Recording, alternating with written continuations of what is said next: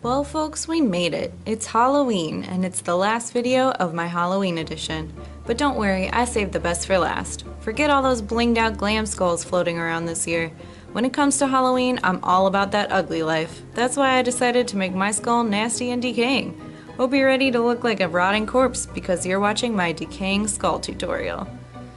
About a quarter of my face is going to stay undecayed, so we're going to do some basic makeup for that section. I'm using the Milani Conceal and Perfect Foundation in 01 and Wet n Wild Photo Focus Concealer in Light Ivory to brighten under my eye and to prime my lid. Then I'm setting it in place with some translucent powder. I don't bother doing my whole face, just the section that won't become a skull. I did my eyebrow off camera for video length reasons, and now I'm adding a warm transition color into my crease. Now for some wing magic, and voila, that eye is done. To begin my skull, I use this white cream makeup as a base. This came in a Halloween makeup kit I got at a drugstore, and it actually works fairly well. Once I've covered the remaining part of my face, I smooth it over with a sponge. I use a very small brush and my Ben Nye black cream makeup to start outlining the major features of the skull.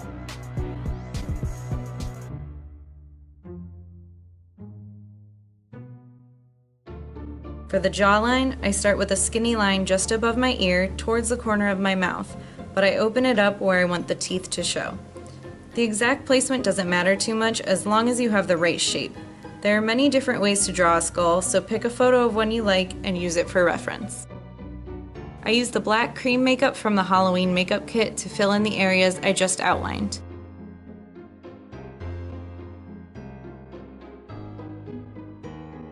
I don't bring the black in very far where the teeth will be because we want to blend that out later so it's not such a harsh line.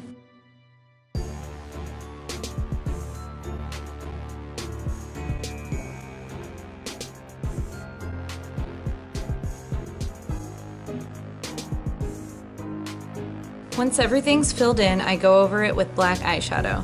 This sets the cream in place and makes the black look darker and more opaque.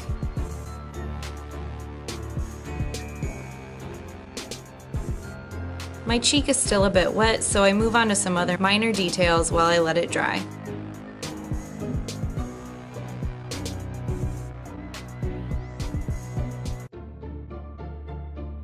I forgot mascara? Who am I?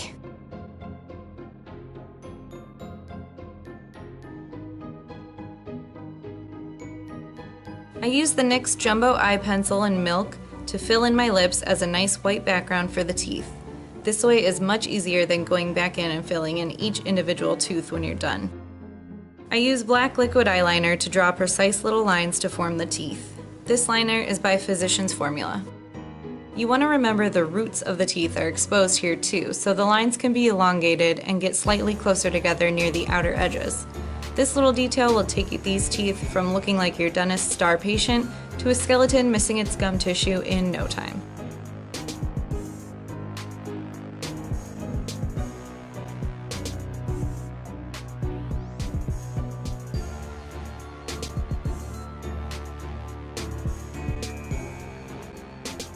You also want to make sure you fill in between the teeth with black, especially the inner parts of your lips.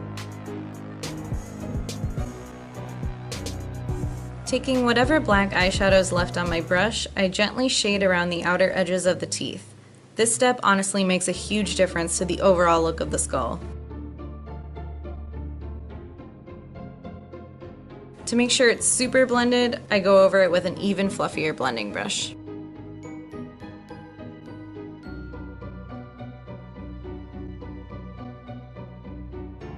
With my liquid liner, I draw some details around the eye and jaw.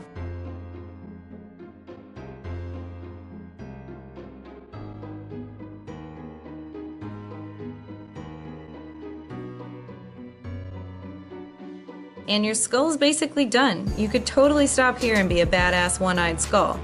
But if you want to join the ugly side, then it's time for the fun part. First, you want to wipe away any makeup where you're going to put down latex, which is how we're going to get that decaying skin look. Latex sticks better when there are no oils on the skin to break it down. I got this latex at Party City for only a couple dollars, and it's essentially my new favorite toy. So, the basic concept here is latex down first, then add bits of cotton balls, then coat that cotton entirely in more latex. You can play with this method, adding more latex and cotton until you get the shape you desire. I used a small sponge and my fingers to move the cotton around, but you could also use a palette knife or the handle end of a brush or whatever you have handy.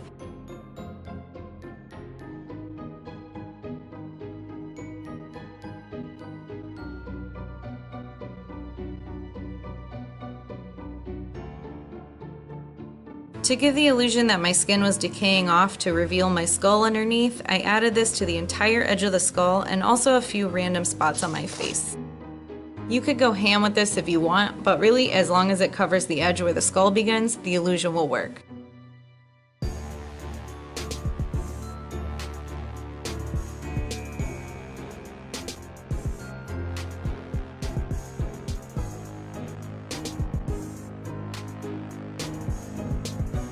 You want to let this dry completely before you move on. I actually used a blow dryer on a cool setting off camera to speed up the process. I'm covering all that new mangled skin with my foundation. This can take a few coats as it's difficult to get in all the bumps and ridges.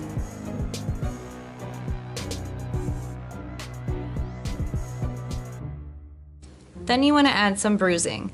I just go in with a bunch of different browns, grays, and green shades, making sure I blend them outward along the edges to make it look more connected with the rest of my face.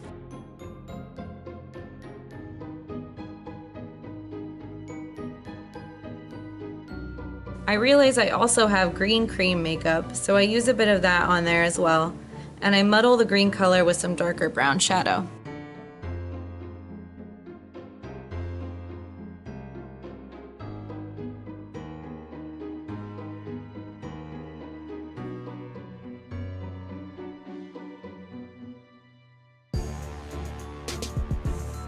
The piece on my cheek wasn't totally dry, so I did it last. Here's that whole coloring process again, sped up.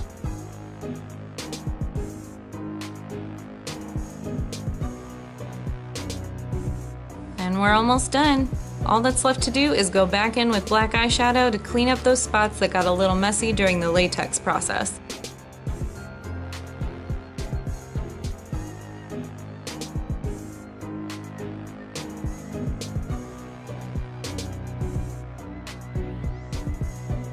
I also add a shadow underneath the latex going across my face to help with the impression that the skull is underneath that decaying skin.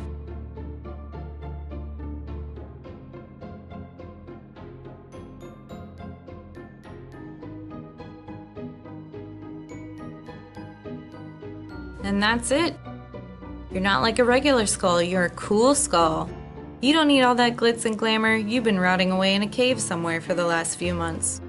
Real talk though, this is exactly how I feel after I binge watch a show on Netflix and I'm no longer sure what day it is.